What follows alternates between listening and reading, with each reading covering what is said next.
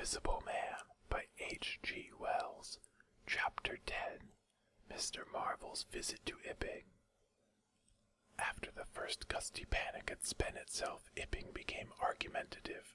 Skepticism suddenly reared its head, rather nervous skepticism, not at all assured of its back, but skepticism nevertheless. It is so much easier not to believe in an invisible man, and those who had actually seen him dissolve into air or felt the strength of his arm could be counted on the finger of two hands. And of these witnesses, Mr. Wadgers was presently missing, having retired impregnably behind the bolts and bars of his own house, and Jaffers was lying stunned in the parlor of the Coach and Horses. Great and strange ideas transcending experience often have less effect upon men and women than smaller, more tangible considerations. Ipping was gay with bunting, and everyone was in gala dress. Whit Monday had been looked forward to for a month or more. By the afternoon, even those who believed in the unseen were beginning to resume their little amusements in a tentative fashion, on the supposition that he had quite gone away, and with the skeptics he was already a jest. But people, skeptics and believers alike, were remarkably sociable all that day. Haysman's Meadow was gay with a tent, in which Mrs. Bunting and other ladies were preparing tea, while, without, the Sunday school children ran races and played games under the noisy guidance of the curate and the Misses Gus and Sackbut. No doubt there was a slight uneasiness in the air, but people for the most part had the sense to conceal whatever imaginative qualms they experienced.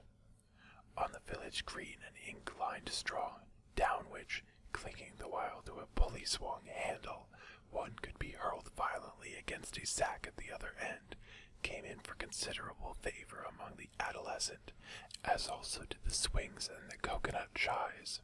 There was also promenading, and the steam organ attached to a small roundabout filled the air with a pungent flavor of oil and with equally pungent music.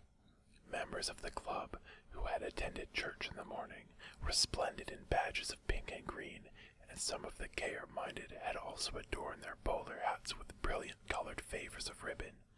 Old Fletcher, whose conceptions of holiday-making were severe, was visible through the jasmine about his window or through the open door, whichever way you chose to look, poised delicately on a plank supporting on two chairs, and whitewashing the ceiling of his front room. About 4 o'clock a stranger entered the village from the direction of the downs. He was a short, stout person in an extraordinarily shabby top hat, and he appeared to be very much out of breath.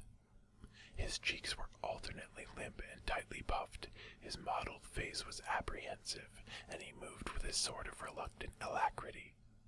He turned the corner of the church, and directed his way to the Coach and Horses. Among old Fletcher remembers seeing him, and indeed the old gentleman was so struck by his peculiar agitation that he inadvertently allowed a quantity of whitewash to run down the brush into the sleeve of his coat while regarding him.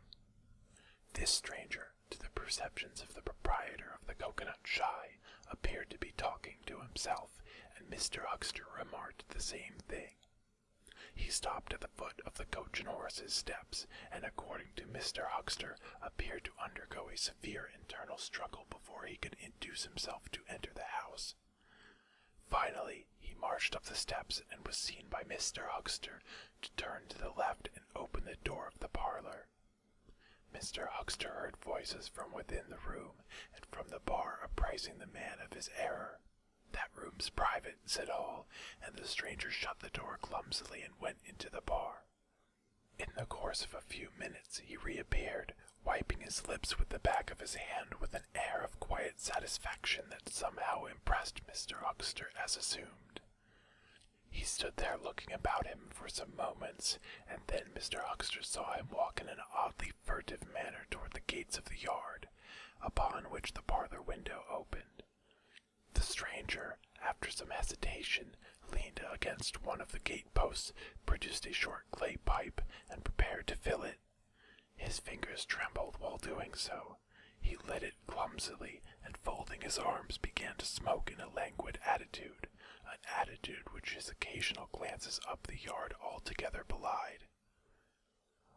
this Mr. Huckster saw over the canisters of the tobacco window, and the singularity of the man's behavior prompted him to maintain his observation.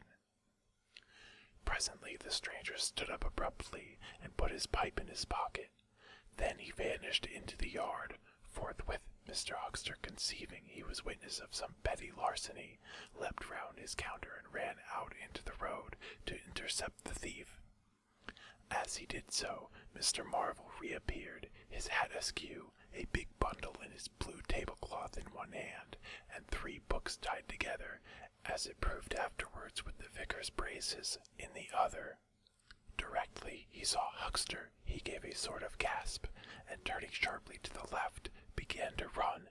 "Stop, thief!" cried Huckster, and set off after him.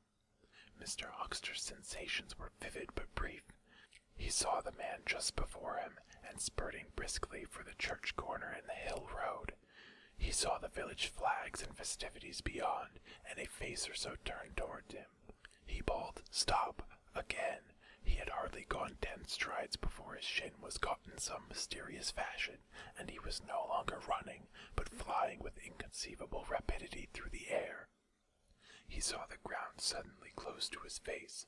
The world seemed to splash into a million whirling specks of light, and subsequent proceedings interested him no more.